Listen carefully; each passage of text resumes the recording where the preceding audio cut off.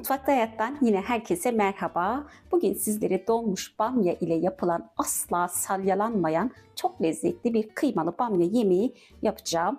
Ön haşlama yok, çözmek yok. Evimizde kolayca yapabileceğimiz tam ölçülü bir tarif. Hemen malzeme listemizi verip videomuza geçiyorum.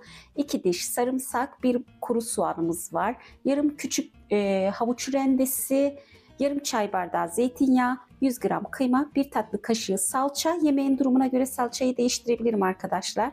7 yemek kaşığı domates püresi, yarım kilogram bamya, 1 avuç yeşil biber, yarım limon suyu, 1,5 su bardağı kaynatılmış su. Son aşamasına doğru suyumuz azalırsa tekrar ekleme yapabilirim. Tuzumuz var, karabiber, pul biber, kuru soğan tozu, biraz kimyon.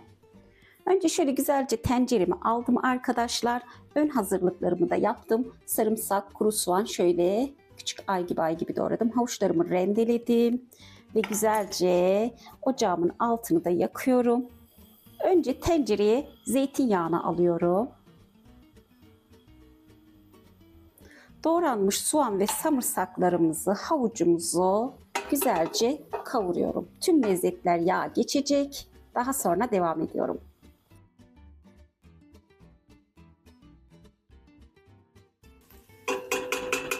Evet, kavurma işleminden sonra hemen şöyle buzdolabından aldığım için kıymamın hemen üzerine alıyorum tencerenin.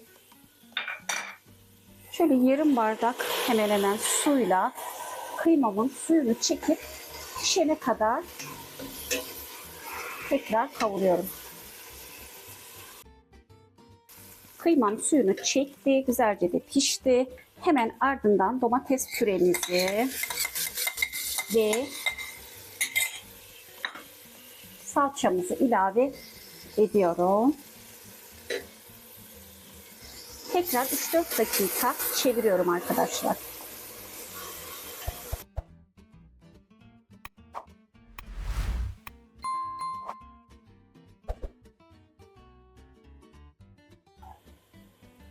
Hemen şöyle donmuş bamyamızı, şöyle bir avuçta biberimiz yine donmuş arkadaşlar. Hemen tenceremize alıyorum. Bu aşamada üzerine yarım limon suyunu da ilave ediyorum hemen. Ocakta su kaynatmıştım. Şöyle 1 bardak artı yarım bardak daha ilave ediyorum hemen üzerine.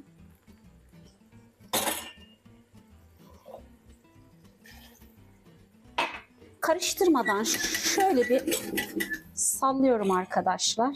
Çok fazla karıştırmadan.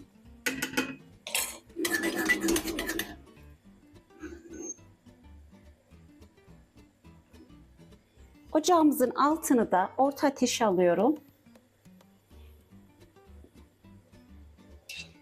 25-30 dakika kontrollü bir şekilde pişiriyorum. Son 5 dakika kala şöyle güzelce baharatları ekliyorum. 2 çay kaşığı pul biber, 1 çay kaşığı karabiber, yarım çay kaşığı kimyon, çok az bir tuz, kurutulmuş soğan tozu kendim yapmıştım arkadaşlar. İçerisinde tuz olduğu için tuzu az ilave ediyorum ve yemeğimizi taçlandırıp tatlandırıyoruz. Şu şekilde.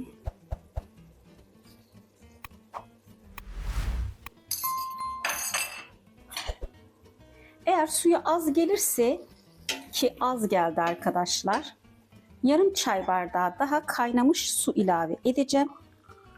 1-2 dakika daha pişirip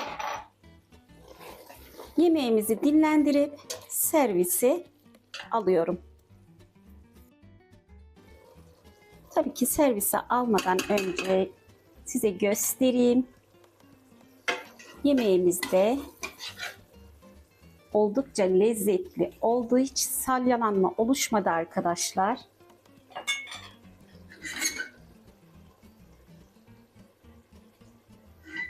Yemeğimizi dinlendirip servise gidiyorum dediğim gibi.